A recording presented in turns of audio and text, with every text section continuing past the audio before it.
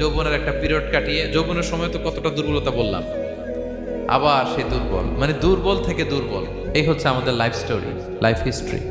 তাহলে অহংকার আমাদের সাজে, অহংকার তার সাজে যার কোনো ক্ষয় নাই, যার কোনো লয় নাই, যার কোনো অভাব নাই। হ্যাঁ, গোটা বিশ্ব তার মুখাপেক্ষী, তিনি কারো মুখাপেক্ষী না, ঠিক কিনা? গোটা বিশ্ব তার কাছে ঠেকা, তিনি কারো কাছে ঠেকা না, ঠিক কিনা? গোটা বিশ্ব তাদের সার্ভাইভালের জন্য তার প্রতি মুখ থুবড়ে পড়ে থাকে, তিনি কারোর জন্য বসে থাকা লাগে। অহংকার সাজে তার। আর এই আল্লাহর অহংকারের চাদর ধরে যে টান দেয়, আল্লাহ বলে ওরা আমি জাহান্নামে ফেলবো, আর তাদেরকে আমি পছন্দ করি না।